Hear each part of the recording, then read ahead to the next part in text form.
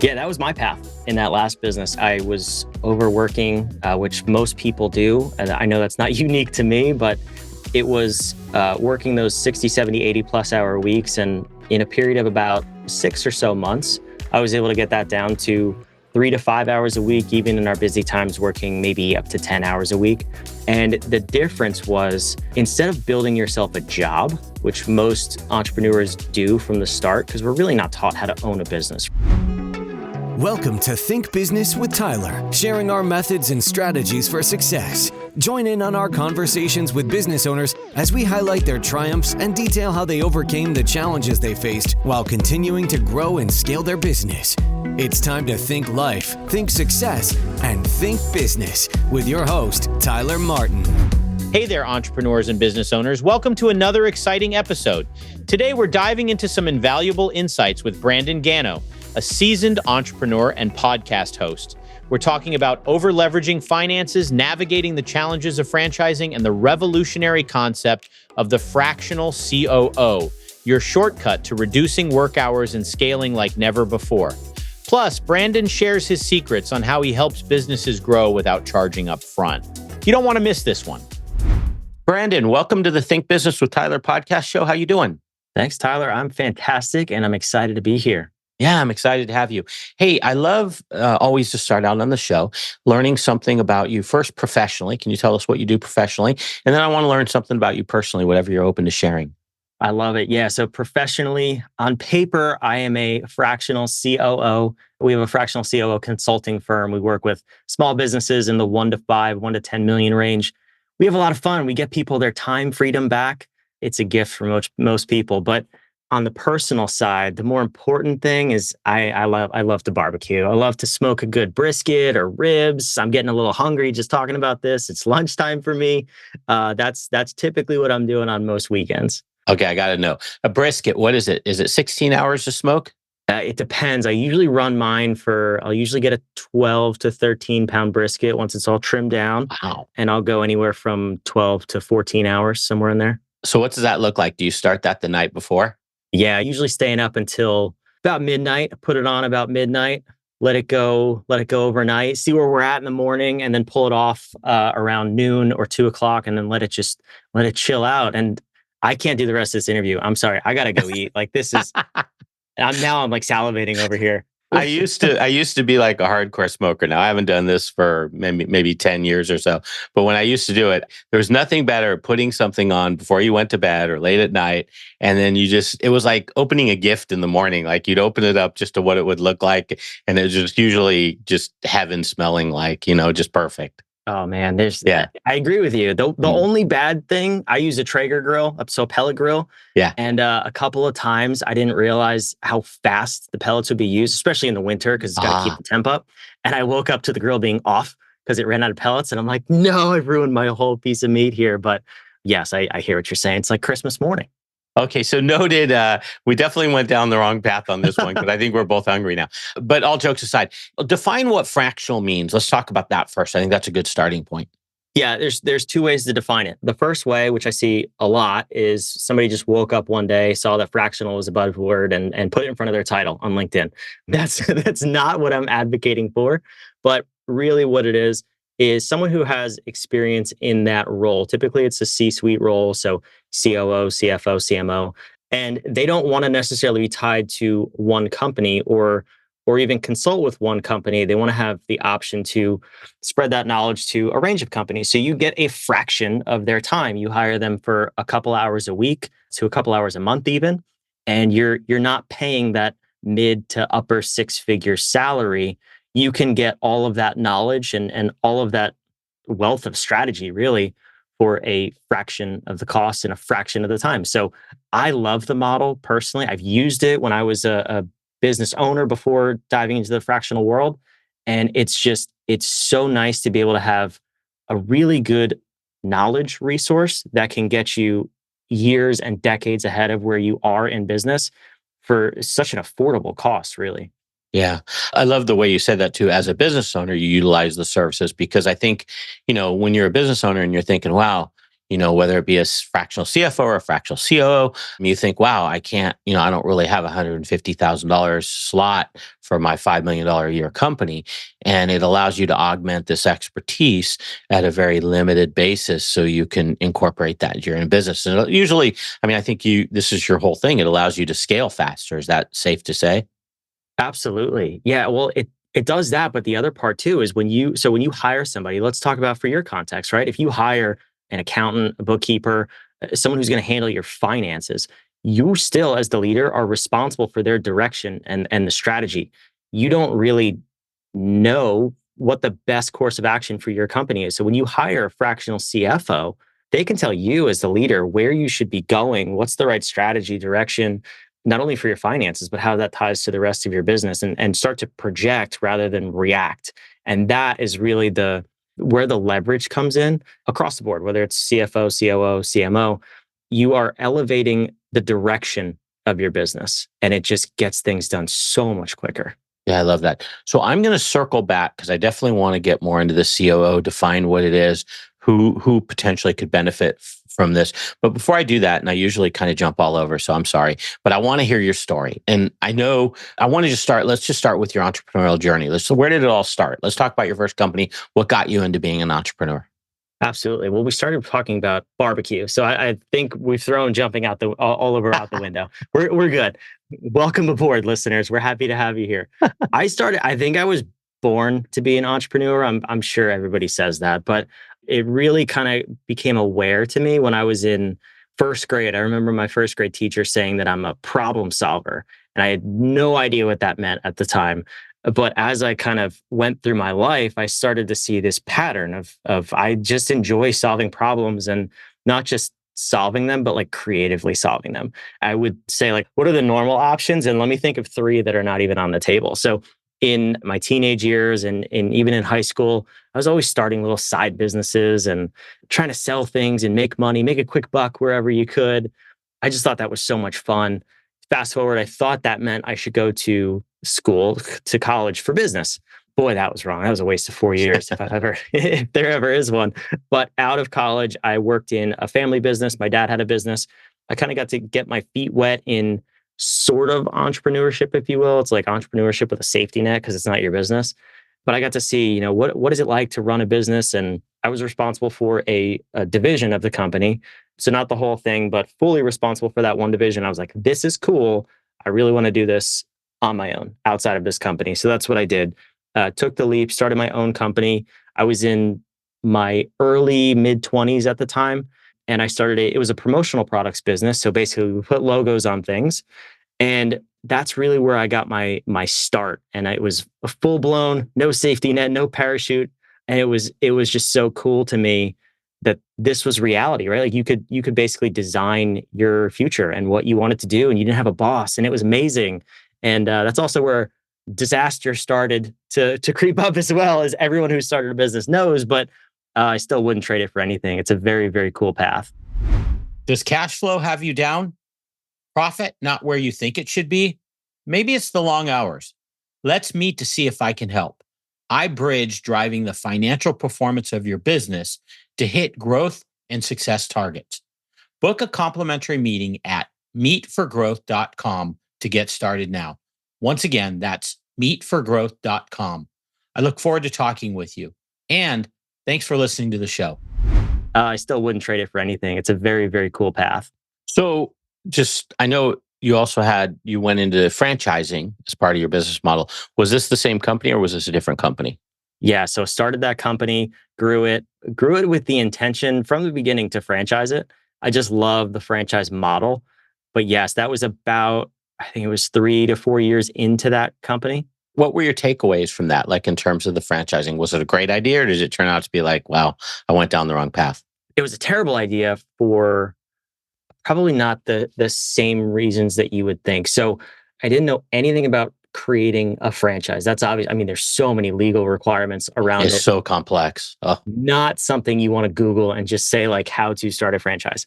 So I worked with a franchise development company where they basically handle all of that stuff. And then once your legal company is set up, they handle the marketing, sales, and basically the upkeep of the company. That's where I went wrong. So I didn't do enough research, I guess. But actually, now that I'm on the backside of this, I've come to understand this is very common. So this is a path you want to get into, or even if you want to open your own franchise, hear this tale of caution. So this company, my original company was great. I mean, we were profitable. I wasn't working hardly at all. It was kind of sustaining itself and growing itself. So really, really good model. We had a great model set up for the franchise. But when we started selling the franchise units, I sat on these sales calls with them and I started to hear the way they were talking to these people. And it was a disaster. And I mean, they're saying things like you don't have to work at all. You just hire people to run it. You make $1 million your first year. Like this will be you'll start buying units all over the place because you'll be so rich. And I was like, whoa, hang on. First things first. If this is true, I want in. Like, where do I sign up? Because this sounds amazing. Second of all, I don't know any business, franchise or not even McDonald's would guarantee those things. So like, what are you guys doing here? So I started to probe and ask some questions and like, yeah, you just got to sell them and get them in. And then you're not going to have to give their money back. It's a business, right? They assume the risk. And I was like, no, that's not what I signed up for. You don't tell that to people. Like, that's not ethical. So we had almost $500,000 in contracts signed. And we got to the point where they weren't going to budge. They weren't going to tell people the truth. And I said, this is not who I am. Cancel all of them and close this company down.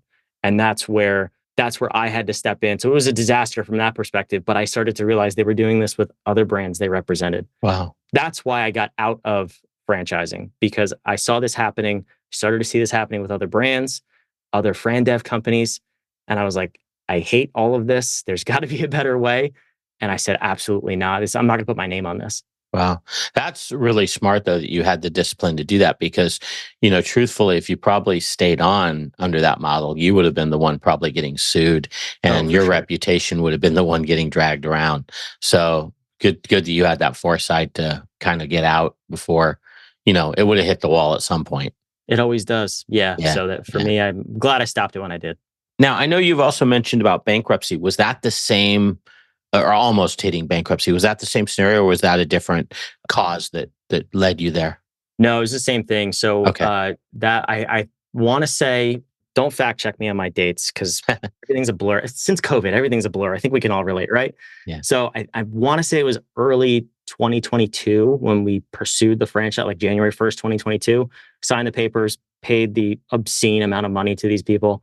And I leveraged everything I had because I had been in discussions with them and this is before I knew their ethics and their character. They basically painted the picture of what this could look like based on their track record with other brands, with my model that we had talked about. And they basically said by the end of the year, we would make, for me in profit, like as the owner of the brand, I would be profiting $250,000 to $500,000. And I was like, okay, this is a reasonable investment then because it's going to come back and then some within 12 months. So we got to, I think everything was completed mid-June or early July, and we started to have those conversations, get the contract signed. It was early September when that conversation that I previously mentioned happened. And I said, we're done. Like, close everything. This is not happening anymore. And now I'm in the hole. Like, didn't collect any money. I paid everything up front. For me, there's no reason to pursue legal action just because I wanted to get away from it. And that would add more cost and complication to the issue. So I just walked away clean and I had over leveraged my finances and my business's finances too. Again, because I was under the impression it was going to come back. This is not financial advice. That was a dumb decision. Little disclaimer here for the podcast. But yeah, so that was the point where our busy season in that industry is really from September to the end of the year. So I was like, I don't know what we're going to do. I mean, I've spent everything. I'm loaned out, leveraged out. I have nothing left. I still have to pay employees, equipment leases, rent, all this other stuff that comes with running a business. And I had to take a reality check. I'm like, do I keep operating this business and just kind of hope that the trend will continue? And of course it did. But I had to say, do we go the route of bankruptcy here? Because it didn't look good there for those summer months as this was all transpiring. I knew that everything was gone. There was no backup plan. It was this either works or I'm out of business and I'm bankrupt. Yeah. You see this so often with business owners. So you're not alone by this at all, is that we kind of get stuck in some rut, or maybe a customer doesn't pay us, or we have to pay a supplier in advance, or something that really impacts cash flow or causes us to be strained from a cash flow standpoint. And either you go down the path of, yeah, maybe the Hail Mary works and everything works out, or unfortunately, you just kind of get to the end of the road at some point. So I guess it's good that you ended up not going down the bankruptcy path, but I'm sure that was extremely stressful either way, just to kind of have to get to from point A to point B. Yeah, I mean, it sucked, right? I mean, Yeah. there was times where my family never suffered, but I definitely skipped a few meals there to save money, and it was definitely a rough period. The month of September was rough because I was also, you think about like the grieving process, and not to be dramatic, but like I had my this was my dream for 4 years to create a franchise and build this up and give it to other people and have them be able to be profitable. So I was grieving the loss of a dream. My business, I was just totally repulsed by at that point. I was like, I don't want anything to do with this business, this industry, nothing. So shout out to my team at that point. They really stepped up and picked up the ball, so to speak. But yeah, it was tough because then I had to reevaluate and take a step back and say, do I want to be here? Like, is this the industry I want to be in? Is this the business I want to be in? It's not going to achieve the vision that I had set forth to give business ownership to other people. That was always my theme. And for me, I ultimately decided that no, this wasn't it. And I started, I think within a couple of months of that point, going down the road of selling my business, which ultimately I did end up doing. But it was the deciding factor between, do I do that? Do I continue to see this through and maybe even try again in a couple of years with the right franchise development company? Happy with the way it turned out on the other side, but definitely a tough process to get there. Yeah. I think I've heard the statistics, like 80% of businesses never sell, that put themselves up for sale, don't sell. Yeah. So kudos to you for being able to get someone to actually, having value that they saw in your business and buying it. That's cool. That's a cool end result. Yeah, no, it was awesome that someone else valued this thing that I had built from nothing. I thought that was the coolest thing in the world. The only thing that I'll caution is that's also a process you should consider before. Yes, a lot of businesses don't sell. Of the 15-20% that do, make sure you choose the right person to sell it to, because it's not fully over until it's over. So that, Tyler, is a different podcast episode. Oh my gosh. That we could go into. But yeah, it's not all roses and rainbows on the other side if you choose the wrong person. If you're a business owner feeling stuck in your business, overwhelmed, responsible for everything that happens, and working long hours, Tyler helps his clients develop processes, hire high-performing team members, and better understand their financial metrics and numbers to allow for a more predictable, less hands-on business. To schedule a free, no-pressure consultation, head to thinktyler.com and click the meeting button. Tyler would love to see if he can help you work on your business, not in your business. Schedule a consultation today at thinktyler.com. Think life, think success, think business. Life is hard, but finding a really great podcast makes the days go by so much easier. Hi, my name is Blue Telusma. I'm a writer, an emotional intelligence coach, and the host of Humanize with Blue Telusma, a podcast where we believe that when you humanize everyone in the room, a great conversation is almost guaranteed. Join us every week here on Electricast as me and my guest co-hosts unpack big topics and interview even bigger personalities with a sense of humor and a dash of mischief. If you're looking for a new best friend in your head, we've got you covered. Electricast. Yeah, it's not all roses and rainbows on the other side if you choose the wrong person. That is like the biggest teaser of all teasers, because I love when we have exit stories. But I'm going to stay away from that because I want to get into the heart of this. And there will be a part 2 to this. So let's talk about COO. What is a COO and what can a COO do for a small business? Yeah, so COO is the Chief Operations Officer.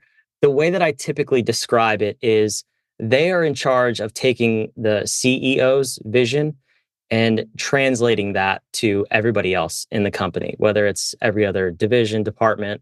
They're kind of the filter between what the CEO wants to do and what the company should be executing on. So for massive companies, it's really hard to picture this when you're on the Fortune 500, Fortune 100 level, where my business partner has consulted with for the past 25 years. When you go down to small business, though, you think about entrepreneurs, and we commonly use the phrase of squirrels or squirrel brain, ADHD brain, and entrepreneurs are usually all over the place. We have all these great ideas. We want to do everything.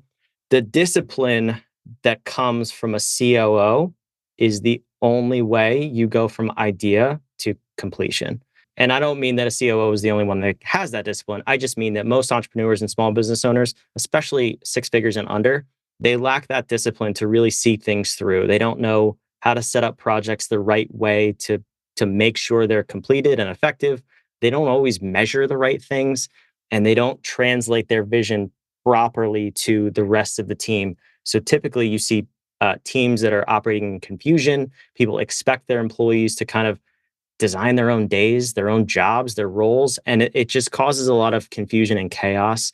The COO's whole responsibility is to wrap that all together, eliminate chaos, and really make a streamlined organization. Yeah. Okay, that's clear. Now, one of your guys's benefits in terms of utilizing the services of a fractional COO is really reducing the business owner's hours. And I think I've even read in some of your collateral materials going from like 80 plus hours to 5. I mean, I guess my first thought is that really possible? I mean, like, talk to me about that. Like, what does that look like? How can such a big reduction happen? Yeah, that was my path in that last business. I was overworking, which most people do. And I know that's not unique to me, but it was working those 60, 70, 80 plus hour weeks. And in a period of about 6 or so months, I was able to get that down to 3 to 5 hours a week, even in our busy times, working maybe up to 10 hours a week.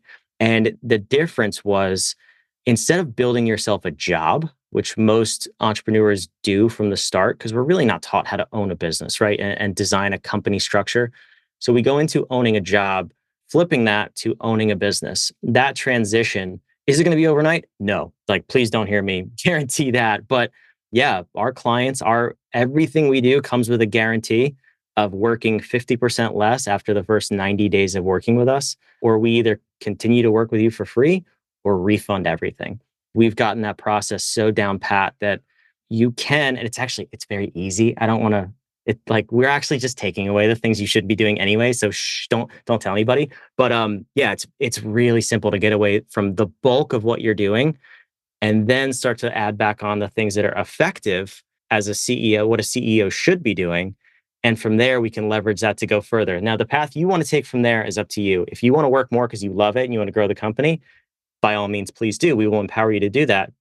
If you started this company because you want to be sipping martinis on a beach, we will also empower you to do that. It's just a little bit different of how you allocate your time after that initial phase. But yeah, it starts with reclaiming your time, because you can't do more of what you're already doing with the mindset of that's going to grow my business. You have to change how much input there is. Yeah. So I recently spoke with someone that was referred to my business, and guy has two businesses. One's a multi-million-dollar, I think $2 or $3 million a year business, and the other is $1 million business. So he has two businesses, and we were kind of having a conversation about tasks. And I'll put like values on tasks, like there's $1,000 tasks, there's $10 tasks, and as we were talking, it was pretty clear that his day was filled with a lot of $10 tasks, and we started talking about this, and he said, hey, part of why I do this is, I come from, my background is poor. I was grown up very poor. And so this is new to me to be able to hire someone, to be able to VA or something, to be able to do this. And so it's very hard for me to let go and think that way. And I've heard this many times. I'm curious, have you ever had this where, it's really more of a mindset issue almost that you have to tackle, or to you, is it just all does it kind of fall all in procedural?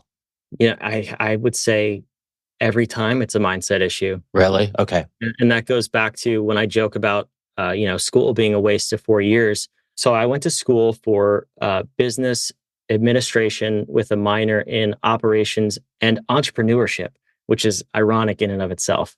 To teach someone how to be an entrepreneur, that doesn't make sense in my head. But anyway, you are taught to be an employee. So through, whether you stopped at high school or 8th grade or college, you never learn the skills of owning a business, because you have to learn by doing. And through the mentorship or coaching of somebody else in most cases.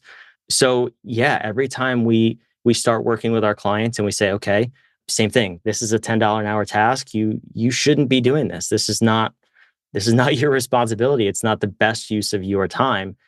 It's always because, initially it's because of a lack of clarity because they don't even know. And I'm sure that you get the same thing with your clients. Like, I had no idea this was a $10 an hour task versus if I just did this one thing for 30 minutes, that's a $1,000 an hour task. So it's identifying what those things are, but really starting to question, is this the best use of my time? Is this a task that only I can uniquely do with my skill set, or could I outsource this? And that's where we get pushback. It's not on the methodology or what the business operating system we implement in our clients' companies. It's just on the doing less piece because they're conditioned to think all work is good work, and it's never the case. Right. No, that makes a lot of sense.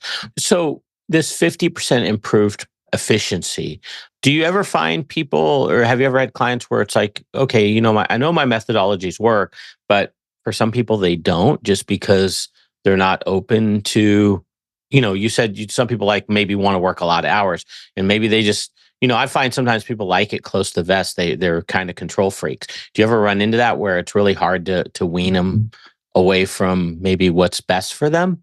Yeah, I mean, we get the pushback of like whether it's your words, not mine, control freak. We do also, so we definitely work on the business structure. We also have a partner company that we always work with. They work on the human being. So we can very clearly identify what is this person's drivers, what actually drains them of energy, what are the tasks that they uniquely can and should be doing. So we work on that. Where is the control freak aspect coming from? We want to know that, because you can't just tell somebody, no, outsource this. If they're holding it tight to the vest, like you said, you can't just tell people to do that. So we always make sure to have the human being balance, because human beings are responsible for running businesses. But yeah, it's the only times that not that we struggle, but the process moves slower is when the person is resisting to change. If they think that this $10 an hour task truly is like their thing, then you're gonna stay stuck, and that's okay. That's more your responsibility than mine. But once they start to see, you have to get the quick wins, like the little wins. Once you start to see, okay, the company didn't die because someone else answered an email. Like, all right, let's we can snowball this a little bit. Let's outsource a little bit more, and then they really start to dive in with both feet. So it's a matter of, is it, if you picture a graph, is it a straight line to working 50% less, or is that gradual and then exponential increase? It depends on the person, but we will get you there. We will hold your feet to that fire to get you there. I love how you guys separate. You said you have a partner that helps with the mindset part of it, or the mental side of it. I think that's awesome that you separate it, because it helps you guys to be very objective in terms of your own approach, and you're kind of taking feedback from the other party. So it's probably really effective the way you do it. Yeah, I mean, it's same thing for you and me, right? Like, I mean, I know how to read a P&L and a balance sheet. I would never tell somebody or give somebody financial advice. Like, it's not my sweet spot. Same for them. It's very easy for them to tell you who all of the human beings in your business are. Is it their best use of time and resources to tell you how to structure your company? No, that's why we work together. And we really do try to build a complete fractional C-suite wherever possible within the clients that we work with, because again, going back to your first question about what is fractional, if you can get $1.5 million worth of salaries in a room for 2 hours a month, you will change the trajectory of your business in a matter of weeks just by having access to that. And we want to give that to all our clients. Yeah, that's a great way to say it. Hey, one last thing I want to cover before we wrap up. You've talked about, in researching a little bit about you, you've talked about uncovering broken business models. I'd love to understand a little bit, what are common issues you see in businesses in terms of their business models being broken? Yeah, so if you go back to pre-industrial revolution, this is kind of where it all started. It sounds funny, but it's really is true. We usually talk about this and it takes 20 minutes. Let me compress this down to like 15 seconds, even though I know I can't do that. Okay. Pre-industrial revolution, we're all in villages, right? You had the baker, you had the blacksmith, you had, I don't really know, I wasn't around at that time, but you had people who specialized in trades. And it was very easy to say, hey, neighbor, can your son come help me today? I got to deliver these muffins or I got to sell this bread, whatever it is. Once we started to bring industry and into cities and consolidate it and hire more people, by nature, we had to grow the structure of the company. So what was the best way we decided to do that? We hire a manager who we trust, and they then oversee a group of people who we've never met.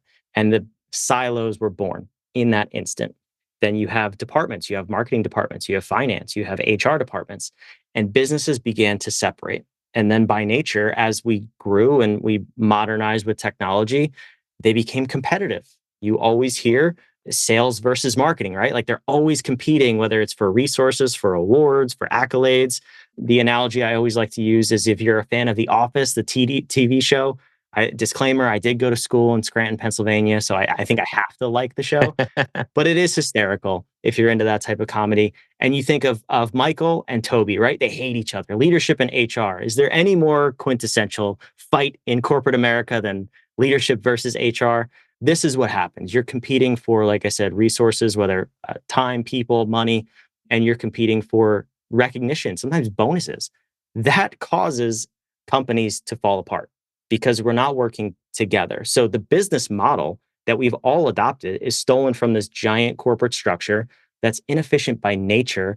And they have way more resources than we do as small business owners and way more tools at their disposal. When we try to copy that, that's why 50% of small businesses fail within the first couple of years. That's why 94+% fail before they reach their 10-year milestone, because we haven't gotten to that scale and that structure. And it's something we shouldn't be trying to achieve in the first place. So when we say business is broken, I'm not saying your business is broken. I'm saying all business is broken, and there must be a revolution and a better way to fix it. Does cash flow have you down? Profit not where you think it should be? Maybe it's the long hours. Let's meet to see if I can help. I bridge driving the financial performance of your business to hit growth and success targets. Book a complimentary meeting at meetforgrowth.com to get started now. Once again, that's meetforgrowth.com. I look forward to talking with you. And thanks for listening to the show. I'm saying all business is broken, and there must be a revolution and a better way to fix it. Yeah, that's great. I love the way you articulate that. That's a unique perspective, but when you come down to it, it makes a lot of sense. So you laughed at me, just for the record. You were chuckling when I said pre-industrial evolution, but yeah. You went way back there, man. You had me a little scared.